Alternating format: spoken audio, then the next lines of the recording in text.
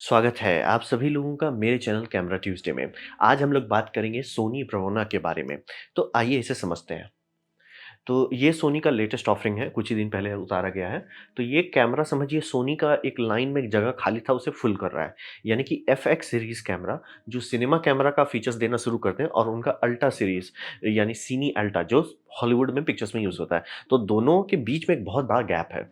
यानी कि आप जैसे एफएक्स में देखते हो रॉ फाइल का ऑप्शन नहीं है, मार ये करो, वो करो, रॉ फाइल का ऑप्शन नहीं है।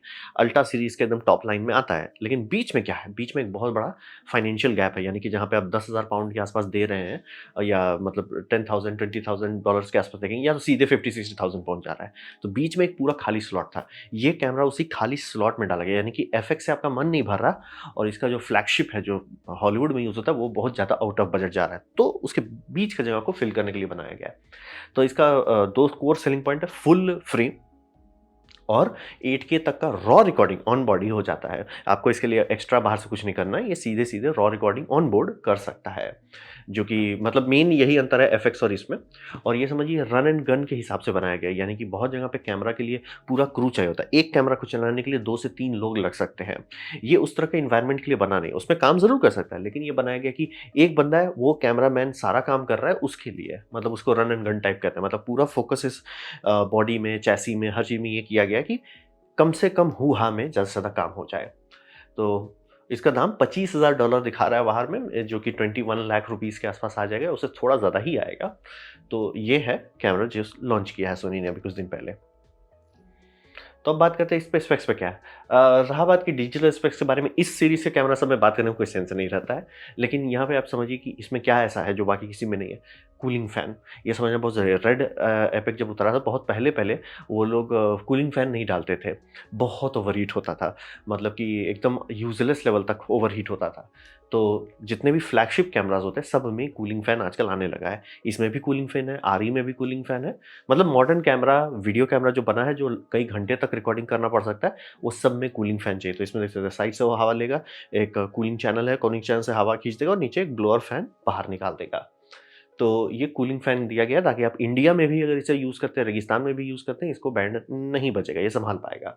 दूसरा dual base ISO, cinema camera में अभी भी ये थोड़ा रेयर है, क्योंकि इसमें मतलब होता है कि आप 800 आईएसओ पे अगर जाते हैं, तो मिड ग्रे रखते हैं तो आपको ऊपर भी अच्छा लैटिट्यूड मिलता है, नीचे भी मिलता है। वहीं पे अगर आपका 800 से मन नहीं भर रहा, आप रात को शूट करना चाहते हैं, मतलब आपको थोड़ा ज़्यादा सेंसिटिविटी चाहिए, दूसरा आईएसओ है, जो कि आपका स्टार्ट होता है आईएसओ 3200 में, वहाँ पे भी आपको फिर रेंज मिल जाता है। तो समझना बहुत ज़रूरी है। आपका कलर किस तरह का रेंडर होता है, दिन में आप हमेशा चाहोगे 800 पे रहना, रात में चाहोगे 3200 में रहना, ये सूट करता है।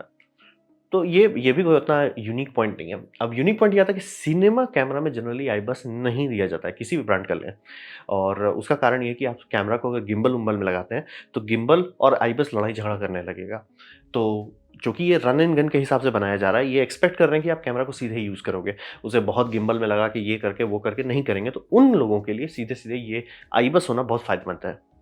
प्लस इलेक्ट्रॉनिक वेरिएबल एनडी, ये जनरली सिनेमा में लोग यूज़ नहीं करते हैं, लेकिन सिनेमा बिना एनडी के होती ही नहीं है। अब एनडी वहाँ पे मतलब जनरली एक बॉक्स लगाया जाता था लेंस के आगे, मैट बॉक्स, उसमें स्लाइडर डाल-डाल के एनडी कंट्रोल करते थे। काम करता है, उसी से ही आपका सारा पिक्चर बनता है। लेकिन बात होता है कि एक्स्ट्रा झंझट है, रन एंड गन के लिए वो सूटेड नहीं है। तो रन एंड गन के लिए इन्होंने वेरिएबल एनडी फ़िल्टर दे दिया। यानी कि अगर आप टीवी शो शूट कर रहे हैं या ऐसा कुछ कर रहे हैं जहाँ बार-बार का ऑप्शन नहीं है छेड़ने का, लेकिन आपको एनडी चाहिए, ये इलेक्ट्रॉनिकली वेरिएबल एनडी आपको दे दिया है, आपको लोड नहीं ले रहा है। प्लस ये सोनी का ऑटो फोकस इसमें दे दिए हैं। सिनेमा कैमरा में ऑटो फोकस होता ही नहीं है, जनरली वो एक्सपेक्ट किया जाता है कि आप मैनुअली एक फोकस पुलर, एक बंदा रहेगा जिसका काम रहेगा ये करने का। अब रहा बात क्या, आप मैनुअल फोकस आप पुल कर सकते हो, ऑब्वियसली वो सबसे आसान चीज़ है। आसान चीज़ एज़ इन लाइक करना आसान होता है, इलेक्ट्रॉनिकली कुछ करना नहीं है उसके लिए। आपको बस इसको मतलब जो यूज़र है उसको दे देना, भैया नॉब है घुमाओ, नॉब से लेंस घूमेगा, उससे आपका काम हो जाएगा। तो उसके जगह पे ऑटो फोकस देना तो डॉक्यूमेंट्री वाले लोगों के लिए बहुत अच्छा रहेगा, क्योंकि वो लोग जनरली फोकस नहीं कर पाते, तो हाई एपर्चर लेंस ही नहीं यूज़ करते, मतलब लो एपर्चर पे आ जाएंगे। जैसे आपका f2.8 का लेंस भी रहेगा, तो उसे f4 पे यूज़ करेंगे ताकि फोकस मिस ना करे, क्योंकि बहुत खराब लगेगा। आप मान लीजिए डॉक्यूमेंट्री शूट करें कहीं रेयर जाके, जहाँ एक ही टेक में आपको सब चीज़ करना है, वहाँ पे आप भैया ऑटो फोकस चला गया, तो generally shallow depth of field नहीं ला पाते अपना। तो ये ऑटो फोकस दे रहे हैं, जो सिनेमा लाइन के लिए नई बात है। आपका वेरिएबल एनडी है, आईबीएस है, ऑटो फोकस है, ये सारा घुमा फिरा के ये करे कि ये जो कंज्यूमर एंड का फ्लेक्सिबिलिटी है वो सिनेमा लाइन में ठूंस रहे हैं। तो रेजोल्यूशन में क्या है, 8.6K तक जा सकता है 16:9 रेजोल्यूशन में 30 FPS पे। ये कह जरूर रहे हैं 8K, और ये ऑब्वियसली सिनेमा ग्रेड का 8K है, लेकिन फ्रेम रेट कॉम्प्रोमाइज्ड है, यानी कि आप 30 FPS से ऊपर नहीं जा सकते। अब रहा बात सिनेमा जनरली 24 में शूट होता है तो उतना बड़ा बात नहीं है, लेकिन आप 60 नहीं छू सकते। 60 छूने के लिए आपको 6K तक उतरना पड़ेगा, और अगर उससे भी ज़्यादा स्पीड चाहिए, 120 FPS चाहिए, तो आपको सुपर 35 क्रॉप पे जाना पड़ेगा, तब जाके 17:9 में आपको 120 FPS मिलेगा। तो क्वालिटी बहुत बढ़िया है, फीचर सेट बढ़िया है, लेकिन FPS बहुत कम है।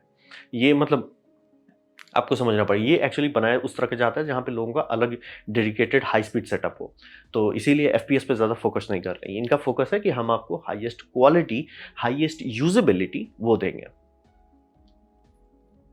अब बात करें जो इसका बहुत अच्छा बात है, इसमें है मीडिया और रॉ फाइल्स जो डाला गया है।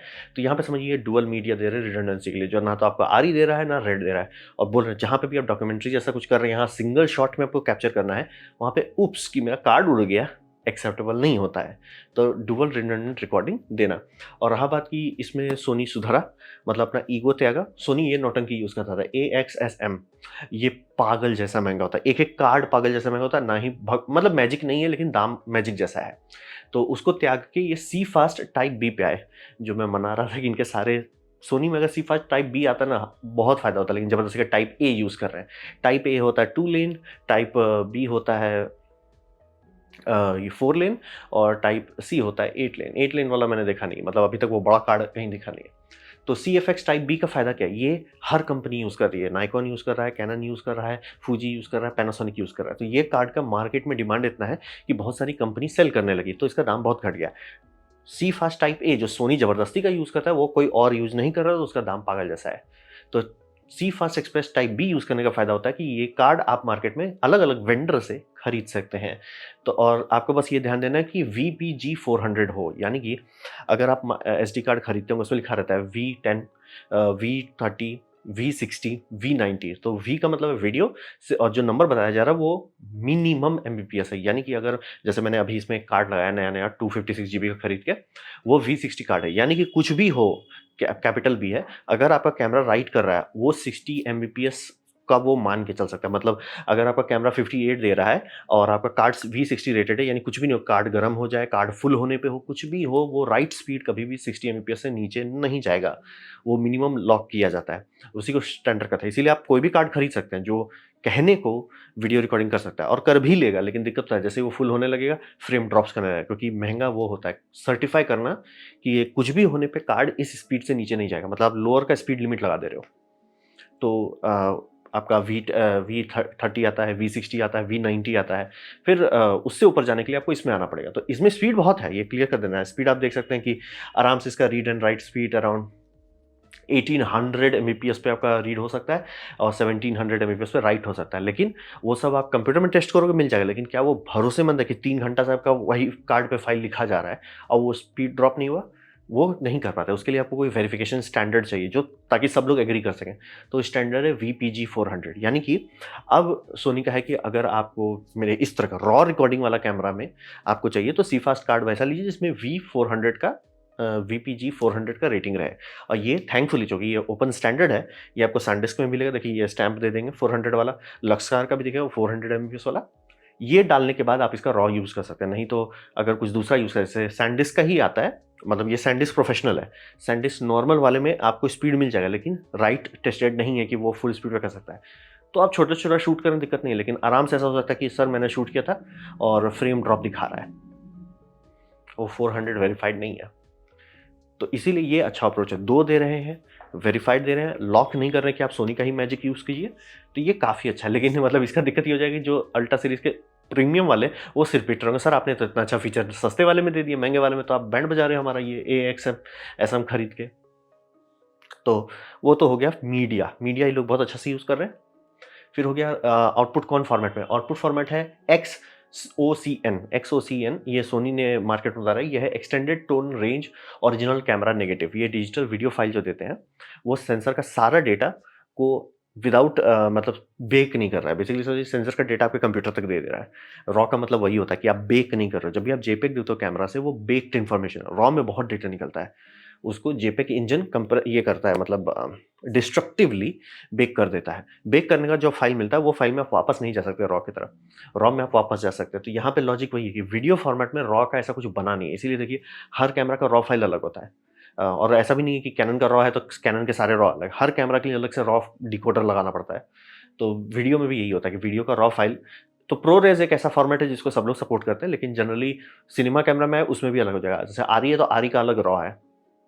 तो सोनी ये उतार रहा है extended tonal range originals camera negative, यानी कि अगर आप फाइल को, कि भैया मेरा सोर्स है तो आप इसको सेव करके रखोगे अपने पास। फायदा, आप वाइट वाइट बैलेंस बाद में चेंज कर सकते हो, लुक एंड फील चेंज कर सकते हो, आईएसओ चेंज कर सकते हो। मतलब वो हार्डवेयर वाला आईएसओ नहीं। अगर उसको आप जिस टाइम रेंडर कर रहे थे उसने 800 वाला सर्किट यूज़ किया, 800 वाला बेक्ड हो गया है क्योंकि वो इलेक्ट्रिकल लाइन है। लेकिन हाँ, फिर मतलब आईएसओ आप 600 करना चाहते हो, वो आप पोस्ट में कर सकते हो। तो रॉ ओनेक्स यूज़ कर रहे हैं, स्मॉल साइज़ जिससे मिलेगा, काफ़ी स्मॉल साइज़ हो जा रहा है, और ये 16 बिट फाइल है। ये समझना बहुत ज़रूरी है। 8 बिट पे रोना-धोना होता है, 10 बिट पे लोग खुश हो जाते हैं, 12 बिट में अब आप, ये प्रोडक्शन आउटपुट है, और ये 16 तक चला जाता है। मतलब आपको टेंशन नहीं लेना है। ये कैमरा लेके आप किसी का भी कुछ भी शूट कीजिएगा, वो आपके सामने मुँह नहीं खोल सकता इसमें मेरा मतलब बिट डेप्थ कम है या कम है। फुल प्रोफेशनल लाइनअप है। और format handling, exchange file format, ये मटीरियल MEF, ये मतलब सिनेमा में यूज़ होता है, MEF, मटीरियल एक्सचेंज फॉर्मेट, ये करके यूज़ कर रहे हैं। यानी कि बाकी सारी थर्ड पार्टी एप्लीकेशन जैसे अडोबी हो जाए, एप्पल हो जाए और आपका डविंची हो जाए, वो सब इसका फाइल, रॉ फाइल छेड़ सकता है बिना ज़्यादा दिक्कत के। तो मीडिया और रॉ के मामले में बहुत अच्छा। मेरा दिल बस इस बात से खुश हुआ कि ये अपना ज़बरदस्ती का नौटंकी छोड़ के एक स्टैंडर्ड पे आए। और स्टैंडर्ड को भी ये नहीं कर रहे कि नहीं सर हमारा ही यूज़ करो। सर आपका मतलब इनका पेपर में लिखा हुआ कि आप VPG 400 ही लीजिए। अब वो सेंस बनता है कि सर वो वेरिफाइड है कि नहीं। अ, और वो चूँकि 3-4 कंपनी रिलीज़ कर चुकी है मार्केट में, तो दाम पागल जैसा नहीं है। मतलब इसका दाम 512 जीबी में, उसका दाम 2 टीबी में, दोनों का दाम सेम है। तो मीडिया और रॉ इसका बहुत अच्छा कर दिया गया है। अब बात करते हैं ये है किसके लिए ये कैमरा? तो ये समझना बहुत ज़रूरी है। ये वहाँ के लिए है जहाँ को सोर्स क्वालिटी बहुत अच्छा चाहिए, कि जैसे आप कुछ भी बना रहे हैं, कई बार लोगों को पता होता है, प्रोड्यूसर्स को पता होता है कि इसको मैं बना रहा हूँ, जस्ट इन कल को इसको अप्रेस करना पड़े, या जस्ट इन केस इसको कल को हमको ब्लू-रे में रिलीज़ कराना हो या री-रिलीज़ कराना पड़े, तो सोर्स हमेशा चाहते हैं कि चकाचक रहे। आप वीएफएक्स डालोगे, इसके ऊपर कलर करो, लेकिन सोर्स अगर अच्छा से रहेगा तो ये सब आप फिर से कर सकोगे, रीमास्टरिंग जिसे कहते हैं। या आप इसको अपने पास रखना चाहोगे जस्ट इन केस कि आपको एचडीआर के लिए अलग-अलग टोन मैपिंग करना है, जैसे एचडीआर 10 प्लस अलग टोन मैपिंग होता है वर्सेस आपका डॉल्बी विजन टोन मैपिंग अलग होता है। और आप बार-बार जो लोग कलरिस्ट हैं उसको हमेशा रॉ देना चाहोगे, सर ये रॉ है। तो उनके लिए वहाँ पे बहुत फ़ायदेमंद होता है हाई कलर क्वालिटी। यानी कि मेन अंतर क्या है सिनेमा कैमरा वर्सेस आपका मोबाइल में? कोर टेक्नोलॉजी सेम है, बस मोबाइल आपका डेटा बेक कर देता है, हर चीज़ को फेंक देता है। ये नहीं करता, इसीलिए इतना बड़ा और इतना भारी और इतना बड़ा कूलिंग फैन चाहिए, ताकि वो रॉ फाइल रॉ के तौर पे सेव कर सकें। तो अगर आप उस जगह पे जहाँ पे नेटफ्लिक्स भले डिलीवरी जो देगा आपका टीवी में बहुत कचरा देता है, लेकिन वो आपसे ज़रूर माँगेगा हाई क्वालिटी में।